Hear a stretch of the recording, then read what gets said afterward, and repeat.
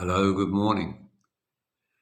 It's John here from a British expat in the Philippines, now on a channel called British Expat in the Philippines. Yes, last week I had 9,200 odd subscribers. Now I've only got 2,170, I believe. And the reason for that is I've just changed the name from Grumpy back to the old original channel, which is a British expat in the Philippines. What I will be doing is moving my most popular videos onto this channel.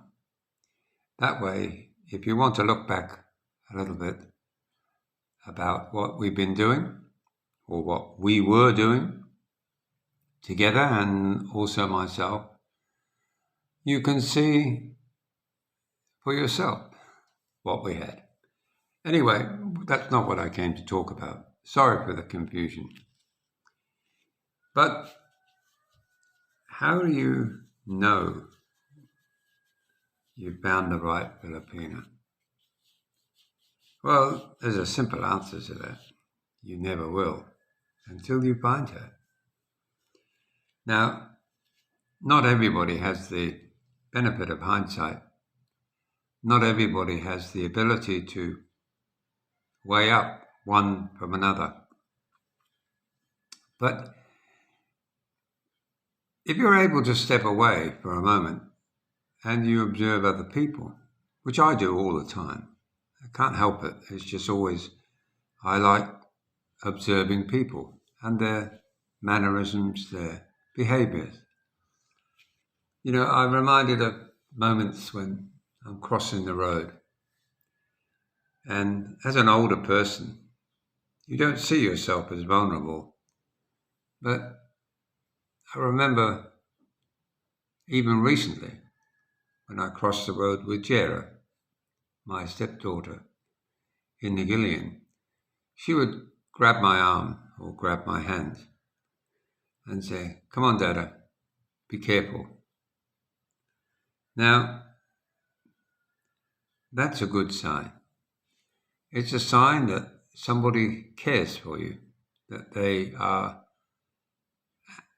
consciously aware of your own safety and how you may be a little bit more vulnerable.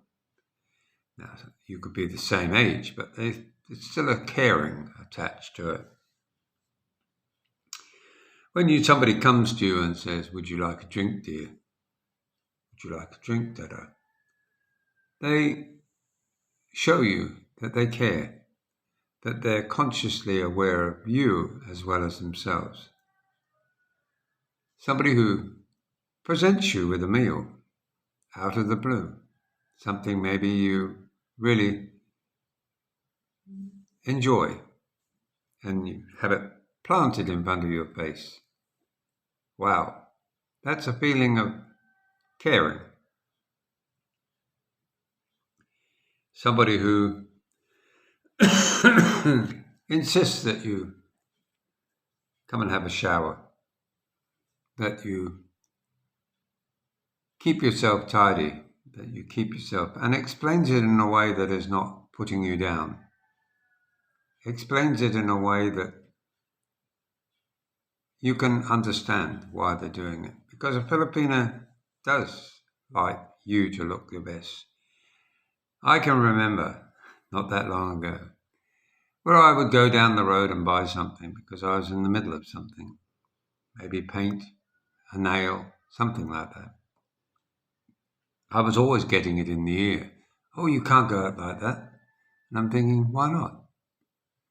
Well, overseas it's not a big drama. But here, they just do not like you going out looking scruffy. They don't like you looking dirty. And when I say dirty, like you've just been grinding tiles and your face is white. Well, you can understand that part of that is they want to present you as they found you. What do I mean by that? Well, you, after all, are an asset to their life. You see them as an asset to yours, but they're constantly aware of what other people think. Filipinos are really into keeping up with the Joneses, really presenting the impression that whatever they have, you must take note. I don't mean it in a bad way, but I just mean that it's all about what other people think. I often remember being told that only poor people walk. Poor people walk? Couldn't get my head round that one. I used to walk into Negillion. Two reasons. One, no, maybe more than one. Saves money. What does it save? 45 pesos on a tricycle. 16 pesos on a jeepney. You might say, oh, John, come on. I agree. But more importantly, it enabled me to have a walk, which is healthy. And at 77, I think it's more important to stay healthy than it does to stay poor. Now, the idea that somehow walking infers that, but then I'm reminded then that poor people do walk everywhere because they can't afford to get anywhere. But remember, we're foreigners. They're poor. We're always seen as rich. Oh. Sorry, early morning. Yawn. So it begs the question, then why are you walking when you can afford anything? Like I said, because I enjoy it and it's healthy. But if you want to gauge family situations, often you see people walking because they don't have transport. You see people on bicycles because they can't afford a motorbike. Those that have a motorbike are the next stage up. Those that have a tricycle are even higher than those that have a motorbike. If you own a Jeep or some old rough old car, you certainly hit the big time. And then, of course, once you have a motorbike, a scooter, or maybe even a new car on payments, you're seen as doing okay. And now, of course, if you own your own house or building one, you've hit the jackpot. Now, it's not, again, putting people down. It's just showing you the different levels of achievement that many families in the Philippines find themselves in. You know, the family may be living in a bamboo hut, held together by sellotape and a prayer. And we're not going to sit there and say that's wrong, but many families do live like that. And when you find a family that has got a car, got all of the trappings of wealth, you realize that somewhere along the line they've got money. They won't tell you how much they've got, and why should they?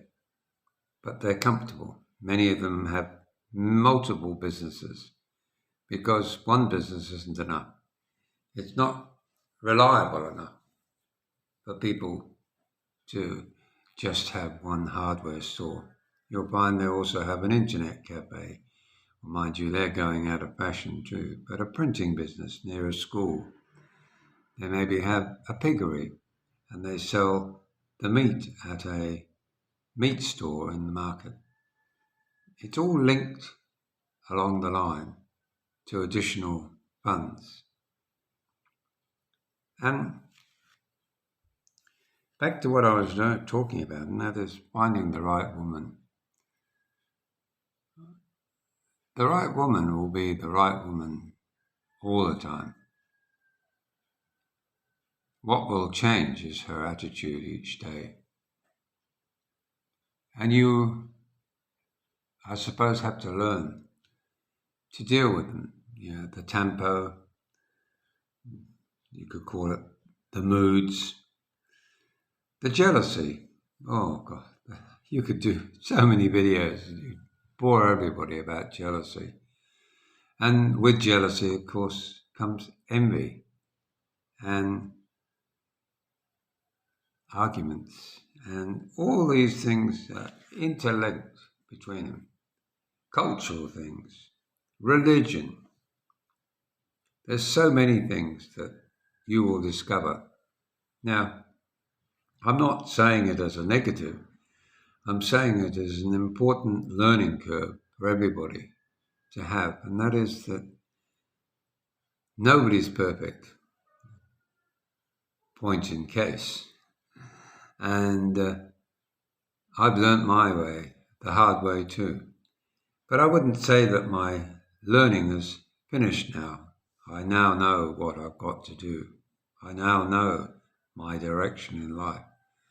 Because I'm running out of days. And there isn't enough days left in my lifetime to add too much more to it.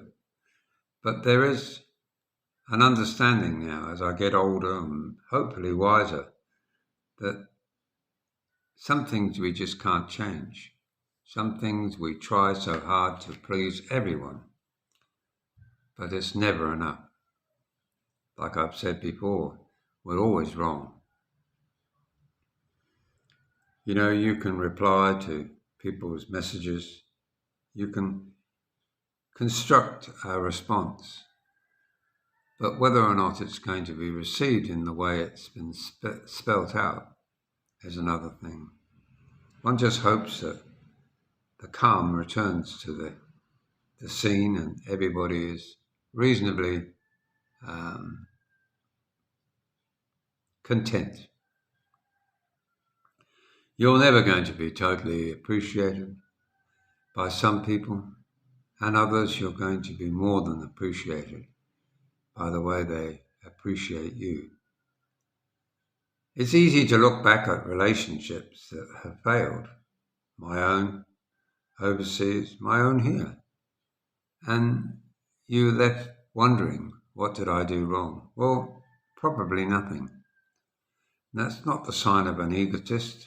It's not a narcissist response. It's just the communication just wasn't enough. Filipinos often suggest that we talk too much. Well, I like talking, but I also am told that I go around the bush to get my point over. But I also then, while I'm talking, I observe the reaction I get, body language from that person. And if somebody keeps interrupting, keeps cutting you off before you finish your sentence, it's very hard to stay on track. And hence, it just creates more confusion, especially with someone who clearly doesn't connect the dots as well as you might do, as far as your own ability to explain yourself. So guys, you have to be so patient. You have to be aware that sometimes you're just not going to win the battle. And I don't mean it in a confrontational way. In other words, your message is just not going to get through. And we have to accept that that's the way it is, because if we don't, it's going to drive us crazy. I mean, dare I say it, Heidi is on her warpath again over a guy called Jim. Jim, poor old Jim. Yes, he's American too. And he's got the whole world completely wrong. Never been married before. Married a lady with 3 adult kids. Had these almost fisticuffs with the family. Falling out each day over jealousy and accusations of jealousy with his wife, a Filipino. And now he's licking his wounds in America, wondering where on earth he went wrong. Well, he is a bit of a gym fanatic, and it's great to have a hobby. It's great to be considering your health, but munching into great big pizzas while you talk about supplements that will power your Arnold Schwarzenegger look. Walks around with no shirt on, bulging all over. One day he's going to find it has attacked his heart, and he's going to shorten his life even more. These guys are everywhere, especially in America. I'm sorry, guys, especially in America. You're conditioned to the idea that you've got to look like Arnold Schwarzenegger. And physique-wise, a lot of you do. But as time goes by, you'll find you have man boobs. You'll find that you have your six-pack is now part of your midriff. And of course, if you add to that bad eating and drinking too much, you might think you're God's gift to all women here, but you won't last very long. You won't be seen as the perfect husband, especially if you find that you've been spending all your money trying to please them. A fool and his money is easily parted. And also, criticizing other people is not a good idea. But I see we have the latest one, of course, on Jim from Heidi and George. God help us. You have a lovely day. Bye now.